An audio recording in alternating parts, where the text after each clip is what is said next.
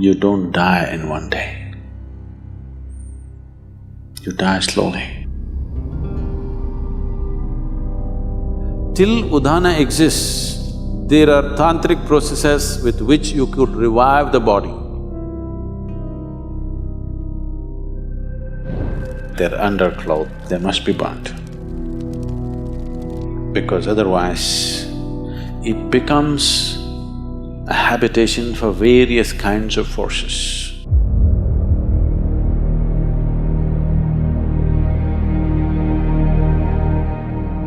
Namaskaram, Sadhguru.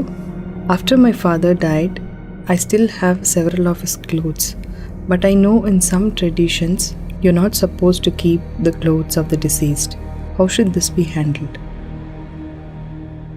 When you were born, what's your birthday, Jim? 1st of August? Oh, close up. You are not born in one day, though you have a fixed birthday. It took 9.5 months for you to be born, isn't it? Similarly, when you die, you don't die in one day. You die slowly. If somebody is medically declared dead, he still doesn't die fully. I think we've spoken about this. The 5 pranas, they start withdrawing slowly, step by step. The physical life energy, which generally is referred to as pran or prana, has 5 basic manifestations. There are 10, but that'll complicate. The 5 basic manifestations. These are called samana, prana, udhana, apana and vyana. Let's say if a doctor is observing and they declare that person at a particular moment that he is dead now. In the next 21 to 24 minutes, samana will start exiting. That means samana is in charge of maintaining temperature in the body. First thing that starts happening is body starts cooling down. The traditional way of checking whether somebody is dead or alive is, they'll feel the nose. If the nose has gone cold, that's how they concluded that he's dead. They wouldn't check the eyeballs and other things, they would just check the nose. If nose has become cold, that means he's dead. So samana exits at that time. Somewhere between 48 to 64 minutes, prana exits. After that, between 6 to 12 hours, udhana exits. Till udhana exists, there are tantric processes with which you could revive the body. But once udhana exists, there is a micro chance, but that is an impractical chance, except that it is impossible to revive the body once udhana has exited. The next thing is apana, somewhere between 8 to 18 hours, this exits. The vyana, which is the preservative nature of prana, will start exiting from beyond that. It can continue to exit up to 11 to 14 days if it's a normal death. It happened one day, Shankaran Pillai was rummaging through the closet, and after some time, wife came and asked, "What are you doing?" He said, "No, nothing. I'm not doing anything, nothing." The wife said, "What are you saying, nothing, nothing? I've been watching you. Last half an hour, you're reading our marriage certificate. What's the matter?" Shankaran Pillai said, "I've been looking for the expiry date."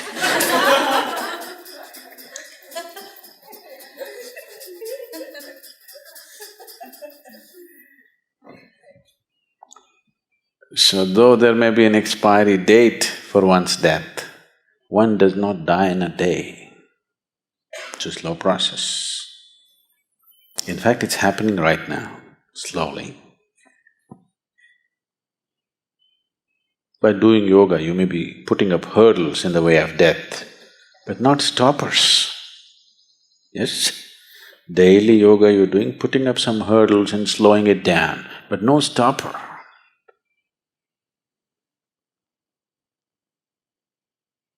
So, today you know that from your old clothing, we can take your DNA. After you're gone, after 100 years later, we can clone you. Yes? Yes or no? You know? So who you are, at least the physicality of who you are, can be picked up from your clothes and we can remake you. At least someone who looks just like you. We can create the body. So you are still there all over the place. The yogis, when they die, they'll set fire to the hut in which they are living by themselves. There is a way to do it. Let me not tell you because I don't want you to set fire to the cottages here.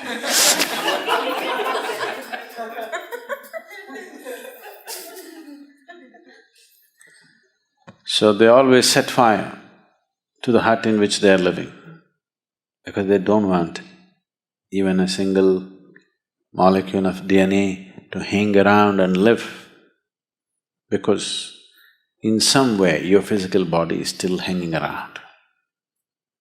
If they can recreate your body from that, obviously it's hanging around, isn't it?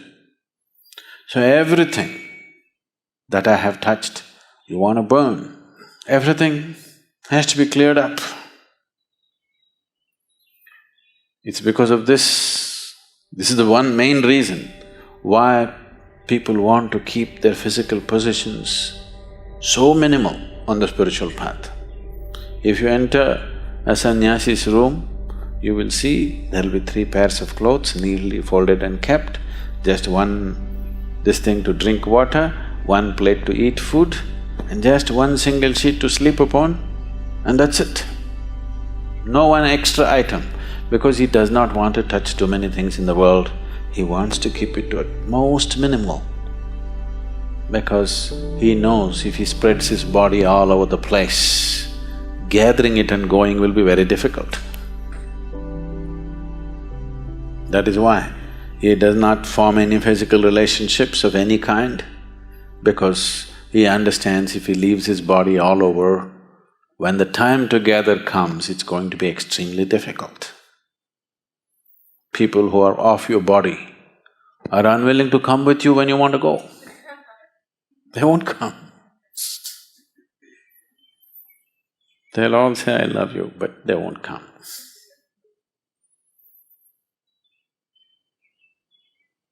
So,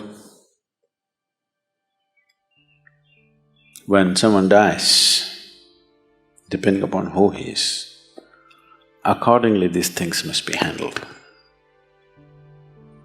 In today's world, when people have gathered enough clothing for 3 lifetimes, enough footwear for 10 lifetimes, burning all that would be sheer waste. And anyway, their way of existence and the way they exit is such, invariably they have to find root in this earth once again. No point burning all that. At least those things which are very closely, intimately involved with the body, like their underclothes and other things, must be burnt. They must be burnt. Because otherwise, that being will not go easy. He will not know, he does not have the discretion to understand whether he should be here or there. He cannot make any decision. There's no decision-making capability because there's no discretion. Once the body is gone, the discretionary mind is gone. So there is no decision, only by tendency. There are too many things here which belong to the body, it just hangs around. Particularly in the first few days, So, in one's home, if there are lots of used clothes, which is a problem with the Western world again, because of the type of clothing and the structure of the society, the things are such, you may be wearing a jacket for 6 months and it may not be washed. Yes? You use it and you hang it there because it's a cold country and maybe you don't sweat so much, use it and put it there. Such a thing is not possible in India. If you use something, it has to be washed now. The nature of the clothing, the atmosphere and the social structures are such, but that is changing again there also because most people are wearing clothes made in China, not anymore made in India.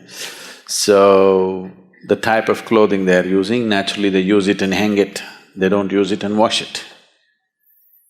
All these things were taken care of, every aspect was handled, but we are losing it in a big way. Because these clothes are repeatedly used and hung there, you can actually experiment. Well, today the dogs are there. If you bring a police dog, if you put 1,000 jackets here and ask him to point out which is Jim's jacket, he will just go and point out. Yes? Not God, just a dog.